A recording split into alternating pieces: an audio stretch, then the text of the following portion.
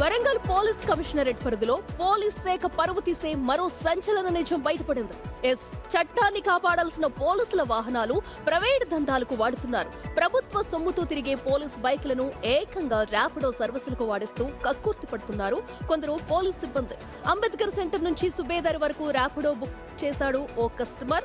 సిద్ధార్థ అనే ర్యాపిడో డ్రైవర్ ఏకంగా పోలీస్ శాఖ బైక్ తో రావడంతో షాక్ అయ్యాడు. ఇదేంటని ప్రశ్నిస్తే ఇది మా ఫ్రెండ్ కానిస్టేబుల్ ఇచ్చారంటూ సమాధానం చెప్పాడు. ప్రభుత్వ నిధుల కోసం వాడాల్సిన బైక్ ను ప్రైవేట్ దందా కోసం వాడుతుంటే ఉన్నతాధికారులు ఏం చేస్తున్నట్టు అనే ప్రశ్నలు ప్రముఖంగా వినిపిస్తున్నాయి.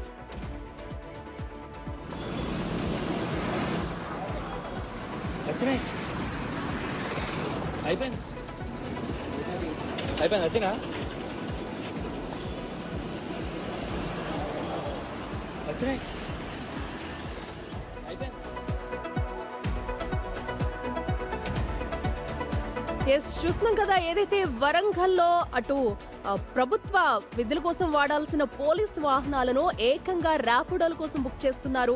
అలాగే ర్యాపిడో బుక్ చేసిన ఒక వ్యక్తికి పోలీస్ బైక్ మీద రావడం షాక్ గురి చేస్తుందని చెప్పాలి. పోలీస్ బైక్ మీద వెళ్ళిన అతన్ని క్వశ్చన్ చేశాడు. ఇదేంటి పోలీస్ వాహనంతో వచ్చామని క్వశ్చన్ చేస్తే ఇది మా ఫ్రెండ్ ఇచ్చాడంటూ కూడా ఆయన చెప్పిన ఆన్సర్ చూస్తే ఇప్పుడు అందరినీ షాక్ గురి చేస్తుంది. ఆ బైక్ ను కూడా మన బిగ్ టీవీ స్క్రీన్ మీద చూడొచ్చు.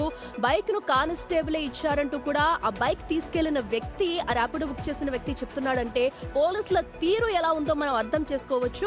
ప్రభుత్వ విధుల కోసం వాడాల్సిన వాహనాల్ని ఏకంగా ఇలా ర్యాపిడోలకు ఉపయోగించి సొమ్ము చేసుకుంటున్నారు. అసలు ఎందుకు తన ఫ్రెండ్ ఎందుకు ఇవ్వాల్సి వచ్చింది అనే దానిపై మరి ఇప్పుడు అధికారులు ఎలాంటి చర్యలు తీసుకుంటారు అనేది కూడా మనం చూడాలి. ప్రస్తుతం వరంగల్ పోలీస్ కమిషనరేట్ లో ఈ వ్యవహారం బయటికి రావడంతో అందరూ విమర్శలు గుప్పిస్తున్నారు. అసలు ఏంటి ఈ తీరు అంటూ కూడా పోలీసుల తీరుపై అయితే క్వశ్చన్స్ చేస్తున్నారు. మరి దీనికి సంబంధించి అధికారులు ఎలాంటి చర్యలు తీసుకోబోతున్నారు అనేది కూడా చూడాలి. ఆ బైక్ కి సంబంధించిన డీటెయిల్స్ కూడా మనం బిగ్ టీవీ స్క్రీన్ మీద చూడొచ్చు. వెహికల్ నెంబర్ కానివ్వండి, అలాగే ఓనర్ నేమ్ ఎవరి పేరు మీద ఉంది ఏంటి అనేది కూడా చూడొచ్చు.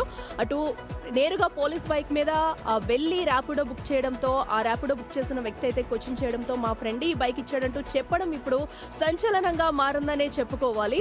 సో ప్రస్తుతం దీనికి సంబంధించి మరి అధికారులు ఎలాంటి చర్యలు తీసుకుంటారనేది కూడా చూడాలి.